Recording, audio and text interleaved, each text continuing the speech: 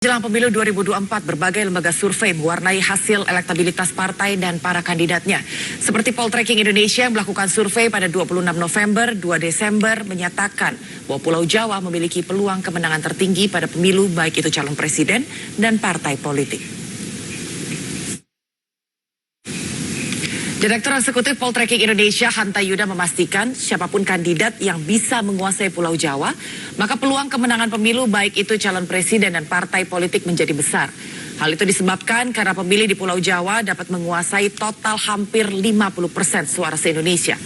Sementara itu terkait tingkat elektabilitas bakal calon presiden di DKI Jakarta untuk pemilu 2024, dari 20 nama bakal capres mencuat 3 nama besar yang memiliki nilai elektoral besar. Ketiga nama tersebut adalah Anies Baswedan, Ganjar Pranowo, dan Prabowo Subianto.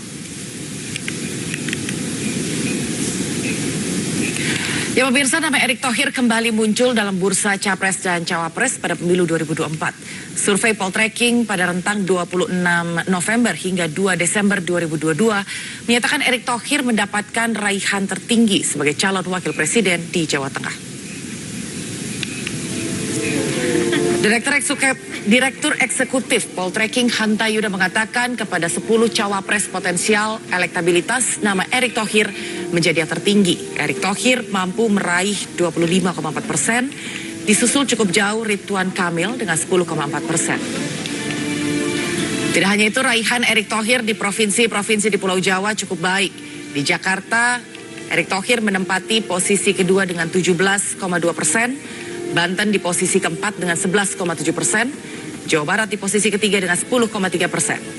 Selain elektabilitas calon wakil presiden, survei juga dilakukan untuk melihat tingkat kepuasan publik terhadap kinerja gubernur-gubernur tiap provinsi dan pemerintah pusat, lalu elektabilitas calon presiden serta partai politik.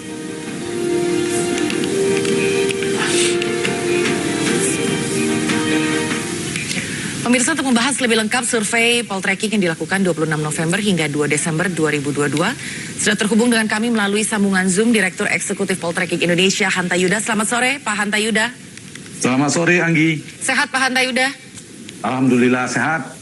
Pak Hanta Yuda, ini banyak parpol lama yang masih menggunakan nomor urut lama. Kira-kira yang menjadi alasannya kenapa Pak?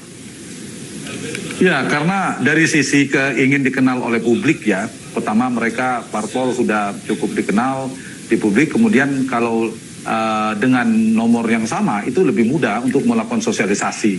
Yang kedua juga mungkin mereka menganggap itu nomor yang beruntungan bisa di branding, yang ada kaitan secara historis dengan partainya dan seterusnya. Jadi saya kira lebih pada cara untuk kedikenalan, tetapi tidak memiliki korelasi langsung secara elektoral, secara elektabilitas. Gitu. Tapi apakah nantinya nomor urut yang akan dipergunakan oleh parpol ini akan mengidentifikasi parpol ke masyarakat, atau sebenarnya hanya semata alat peraga kampanye untuk memudahkan parpol, Pak? Iya, bisa kedua-duanya. Satu untuk alat informasi memudahkan, kedua juga bisa menjadi di branding sebagai nomor untuk mudah diingat dan seterusnya. Apalagi 5 tahun yang lalu misalnya mereka dengan nomor yang sama. Jadi lebih pada informasi ya, lebih pada untuk menjadi instrumen untuk menambahkan tingkat kekenalan. Tapi apakah ini akan berkorelasi dengan elektabilitas, saya belum tentu. Tapi seberapa penting Pak? Tapi seberapa penting Pak mengidentifikasikan nomor urut dengan parpol? Ya, tidak memiliki korelasi secara langsung. Secara elektabilitas, keuntungannya ya memang misalnya PD Perjuangan karena dari dulu punya kesejarahan senang nomor 3, kemudian ada salam 3 jarinya, ya mungkin senang dilanjutkan. Kemudian Nasdem dengan nomor 5-nya, PKB karena dianggap nomor 1-nya, dan Demokrat nomor 14-nya yang jadi simbol siapnya itu dan seterusnya. Mungkin dari sisi itu ya mereka ingin dilanjutkan, meskipun menurut saya ya karena sudah terjadi ya, sebenarnya kalau saya cenderung harusnya diundi semuanya, diulang dengan partai baru maupun partai lama, diundi lebih dengan yang nomor baru lagi sebenarnya. Tapi ya karena itu keinginan partai lama di parlemen ya, karena sudah kejadian ya itu saja. Tapi apakah ini otomatis akan meningkatkan elektabilitas, tingkat keterpilihan? Belum tentu. Apakah nomor 1 akan jadi nomor urut 1? Belum tentu. Ini hanya lebih kepada mengidentifikasikan nomor urutnya atau partainya kepada masyarakat. Dan Pak Hanta Yuda, kalau kita perhatikan sampai saat ini memang Jawa Jawa masih memiliki peranan yang penting mengingat memang jumlah penduduk yang sangat besar. Dan di dalam pemilu 2024, kalau menurut Pak Hanta Yuda ini masih cukup relevan nggak mengingat kita memiliki 3 dapil baru dari Papua? Ya, dari pemilih Pilpres terutama ya, Pilpres, kalau Pileg itu kan dipecah lagi dengan beberapa kursi, karena satu dapil 3 sampai 10. Tapi kalau Pilpres itu satu pemilih, itu satu hak suara. Jadi sangat menentukan, Jawa dan luar Jawa. Jawa saja itu, Anggi, pemilihnya hampir 60%, 58,sekian% pemilih di Pulau Jawa. Dan 3 provinsi terbesar di Jawa dan terbesar di seluruh Indonesia pemilih populasinya, sekaligus DPT-nya, yaitu Jawa Barat, Jawa Tengah, dan Jawa Timur. Jawa Barat itu pemilihnya 17% sekian. Kemudian Jawa Timur 16% sekian, Jawa Tengah juga 16% sekian. Nah, ini dibandingkan dengan Sumatera secara keseluruhan itu sekitar 20% sekian. Kalimantan hanya 4% sekian. Sulawesi juga lebih kurang begitu. Jadi Jawa ini secara elektoral, secara geografis jumlahnya sangat menentukan.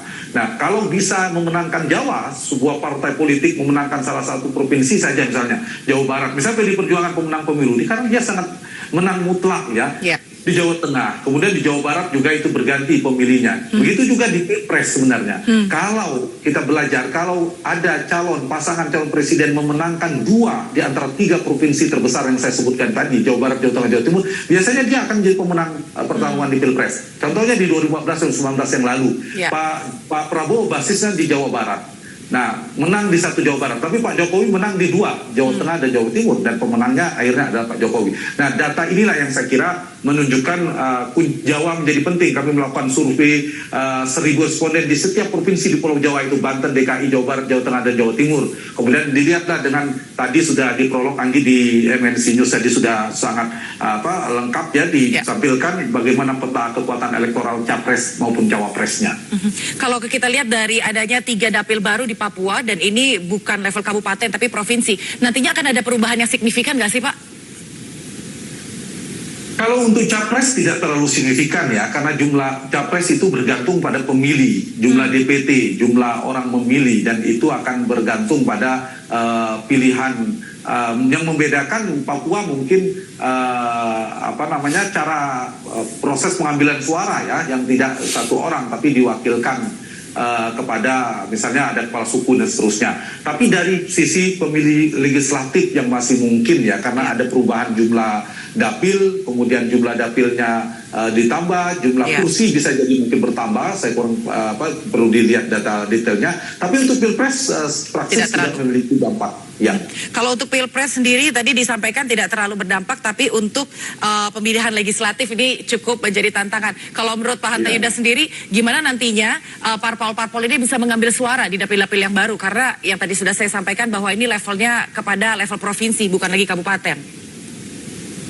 Iya, saya kira setiap partai punya strategi ya, wilayah-wilayah baru, tetapi meskipun mereka daerah otonom baru, dapil baru, dalam pembagian daerah wilayah pembagian kursinya dan seterusnya, tapi setiap partai sudah punya basis di sana. Partai mana yang sebelumnya berasal di sana, karena itu bagi partai baru menjadi tantangan bagi mereka untuk menghadirkan dengan strategi-strategi baru ya, untuk ditampilkan. Nah, kembali ke itu maka bergantung pada partai lah untuk menawarkan sesuatu yang baru di tempat yang baru tadi. Tapi kalau itu sudah basis partai X ya sudah jalan sebenarnya. Gitu. Kalau untuk potensi dari sisi kita lihat capres dan cawapres, ada 5 provinsi yang disurvei dan hasilnya memang cukup beragam. Apalagi kalau dari sisi cawapresnya sendiri Pak. Sementara kalau dari sisi capres kita lihat saat ini memang Anies masih cukup mendominasi jika dibandingkan dengan Ganjar. Ini kalau menurut Pak Hanta Yuda sendiri seperti apa Pak? Apa yang sebetulnya terjadi saat ini? Ya sebenarnya imbang ya antara Anies dan Ganjar, dia punya basis masing-masing. Anies itu menguasai Jakarta dan Banten. Jakarta dan Banten itu kalau digabung pemilihnya sekitar 7% pemilih Indonesia di 2 provinsi ini. Nah kemudian di Jawa Barat itu memang basis Anies juga, tapi belum mutlak ya, baru 36%. Tapi Ganjar juga menang mutlak di Jawa Tengah sebesar 71,4% ya. Sementara Jawa Timur, Ganjar juga unggul, tapi juga belum mutlak. Jadi basis sementara kalau dari 3 capres ini, Anies cenderung menguasai Jawa Barat ke barat. Jawa Barat, DKI Jakarta, dan Banten dan sebagian besar Sumatera itu wilayah Anies yang dulunya kantong utama basisnya Prabowo di 2019 yang lalu.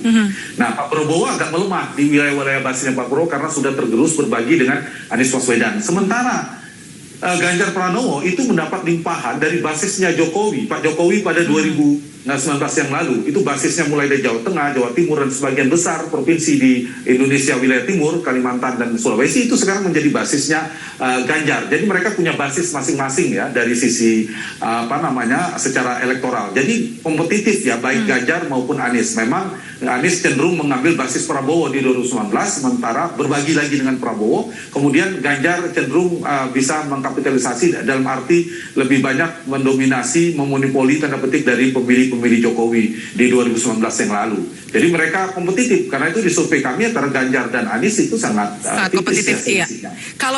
Tapi memang punya jarak yang jauh, misalnya Jawa Tengah jauh. Di situ basisnya Ganjar. Kebalikannya Banten dan DKI, Anies itu unggul hingga angka 49%. Jadi kalau per provinsinya begitu, tapi kalau ratakan secara Indonesia ya relatif menjadi berimbang begitu. Kalau Anies masih menguasai di wilayah Jakarta, Banten, dan kemudian Ganjar masih mendominasi daerah Jawa Tengah. Kalau Prabowo sendiri ini paling kuat, dia ada di daerah mana aja, Pak? Ya, kalau dari peta Jawa, Anggi, yang terakhir kami lakukan survei, Prabowo tidak ada unggul nomor satu di satu pun di provinsi yang kami survei 5. Tetapi juga Prabowo tidak buruk-buruk amat. Misalnya di Banten, Pak Prabowo masih nomor 2, 28%, sementara Ganjar hanya 16%. Betul, di Banten Anies paling tinggi 47, tapi Prabowo masih 28 di atasnya Ganjar. Begitu juga di Jawa Barat. Selisih tipis antara Anies dan Prabowo. Anies unggul di 36,3%, tapi Prabowo masih 30,8%. Begitu juga di Jawa Timur, Prabowo masih 25,5% dibandingkan Ganjar yang 36,1%. Artinya, Pak Prabowo itu masih nomor 2 di Jawa Timur, masih nomor 2 di Jawa Barat, dan masih di dua provinsi itu ya, Jawa Barat dan Jawa Timur, provinsi sangat besar, Prabowo masih cukup lumayan di nomor 2. Betul, di Banten dan di Banten juga masih nomor 2 Pak Prabowo dibandingkan Ganjar. Jadi saya kira masih cukup relatif kuat ya, artinya masih punya basis. Di Jakarta memang nomor 3. Nah, jadi dari 3 kandidat bakal calon presiden ini saya kira masih kompetitif. Cuma memang prospeknya Ganjar dan Anies lebih prospektif karena mereka figur baru, kemudian mereka trennya naik, dan mereka yang belum kenal juga relatif lebih sedikit dibandingkan Pak Prabowo yang tingkat popularitasnya sudah sangat tinggi. Begitu kalau kita capresnya. Baik, kalau tadi kita sudah membahas bakal capres, nanti kita juga akan bahas untuk cawapresnya, tapi usai jeda kita tahan dulu Pak Hanta Yuda.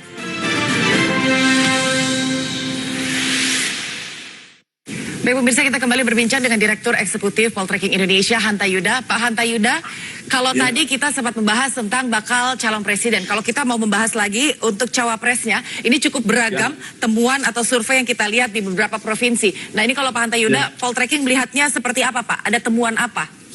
Baik, ini menarik juga ya di cawapres, di antara kalau kita perbandingkan komparatif di antara Jakarta, Banten, Jawa Barat, Jawa Tengah, Jawa Timur, sebenarnya mengerucut di 4 nama. 4 nama itu adalah Agus Harimurti Yudhoyono, yang kedua Erick Thohir, kemudian Ridwan Kamil dan Sandiaga Uno.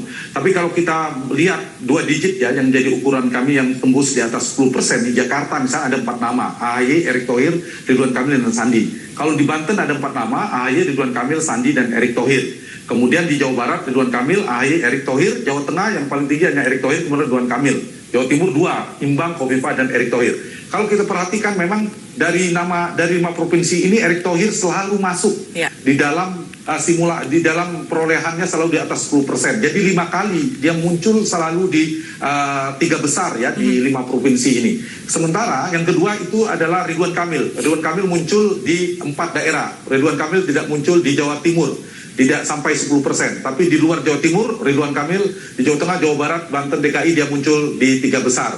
Kalau Erick Thohir semua, Jakarta, Banten, Jawa Barat, Jawa Tengah, Jawa Timur, dia muncul di atas 10%. Yang ketiga, kalau kita baca adalah AHY, 3 kali dia muncul menjadi figur kuat sebagai cawapres di Jakarta, basisnya AHY, Banten, dan juga lumayan di Jawa Barat. Sementara Sandiaga Uno hanya 2 kali di Jawa Barat dan di Banten, basisnya Sandi di Jawa Barat dia nomor 4, di Banten nomor 3, dan Khofifah 1 kali muncul untuk yang figur kuat di Jawa Timur karena dia beliau juga gubernur Jawa Timur. Nah, dari data ini Anggi, saya kira memang kelihatan ya yang mengerucut ada di tiga sebenarnya, Erick Thohir, AHY dan Ridwan Kamil yang cukup kuat. Dan yang menarik memang tadi di prolog MNC News juga muncul ada beberapa nama. Kenapa AHY cukup kuat di Jakarta dan Banten? Karena itu ya basisnya AHY dulu pernah menjadi calon gubernur DKI, kemudian juga itu memang basisnya Anies. Nah, ada brand connection yang cukup kuat antara Anies dan Erick dengan Agus dengan AHY. Ketika Anies capresnya, pemilih preferensi Anies lebih cenderung ke AHY. Nah, begitu juga dengan Erick Thohir dan Ganjar. Kenapa untuk menjelaskan Erick Thohir cukup kuat di Jawa Tengah? Karena tidak mengikut sertakan simulasi di Ganjar sebagai cawapres. Erick cukup kuat karena dia terkoneksi cukup kuat, figur yang dekat dengan Jokowi, juga dekat dengan Ganjar. Pemilih Ganjar cenderung memilih cawapresnya Ganjar, pasangannya adalah Erick Thohir. Jadi Erick Thohir itu juga cukup kuat dalam preferensi publik, lebih prefer para pemilih Ganjar untuk meminta Erick Thohir berpasangan dengan Ganjar. Di Ganjar Erick Thohir, kemudian Anies dengan AHY, itu untuk menjelaskan beberapa peta ya. Kalau Jawa Barat memang paling tinggi Ridwan Kamil karena gubernur di Jawa Barat sangat kuat. Ke Ridwan Kamil, terpaut di bawahnya ada AHY dan Erick Thohir. Kalau Jawa Timur, Khofifah dan Erick Thohir imbang. Seperti tadi kita tahu bahwa ini basisnya NU cukup kuat di Jawa Timur. Khofifah adalah kader NU. Erick Thohir juga dekat dengan NU, belakangan juga anggota Bansat, dekat dengan Kiai. Itu menjelaskan Khofifah dan Erick Thohir juga cukup kuat, berimbang di Jawa Timur. Di Jawa Tengah Erick Thohir sangat kuat, di Jawa Barat Ridwan Kamil yang sangat menguasai, di Banten itu AHY yang menguasai, di DKI Jakarta AHY yang menang, kemudian dilanjutkan dengan Erick Thohir dan Ridwan Kamil. Ini memang menjadi suatu hal yang menarik kalau kita membahas capres dan cawapres, tapi rasanya memang tidak cukup waktu. Kalau kita mau bahas dulu dari Erick Thohir, ini menguasai di beberapa wilayah, bahkan hampir di semua wilayah di Pulau Jawa. Luar namanya di 5 provinsi semua. Betul. Erick Thohir. Betul. Secara survei ini memang posisi Erick Thohir ini cukup tinggi. Dan apakah sebetulnya kalau menurut Pak Hanta Yuda, karena memang bagaimanapun Erick Thohir ini adalah salah satu menteri dari Kabinet Kerja Jokowi, sehingga diharapkan oleh masyarakat untuk kembali meneruskan kebijakan-kebijakan yang baik dari pemerintahan Jokowi. Tanggapan Anda bagaimana, Pak? Ya, survei nasional kami lakukan, kami rilis juga di hari Kamis yang pekan lalu, itu tentang kinerja para menteri. Ada 3 yang diapresiasi oleh publik yang dianggap berkinerja terbaik, itu 3 besar. 1 Prabowo, yang kedua Erick Thohir, baru Sandiaga Uno. Jadi memang Erick diapresiasi kinerjanya sebagai Menteri BUMN itu cukup tinggi ya, kinerja. Jadi variabel atau faktor yang membuat elektabilitas Erick Thohir tinggi berdasarkan analisis saya dan berdasarkan data survei adalah kinerja dan persepsi publik kinerja Erick Thohir bagus. Nomor 2 bahkan imbang dengan Prabowo. Itu faktor utama yang dianggap menjadi menteri andalannya Pak Jokowi. Itu satu data objektif yang harus kita munculkan. Yang kedua, tidak bisa dipungkiri juga dianggap orang dekatnya Jokowi.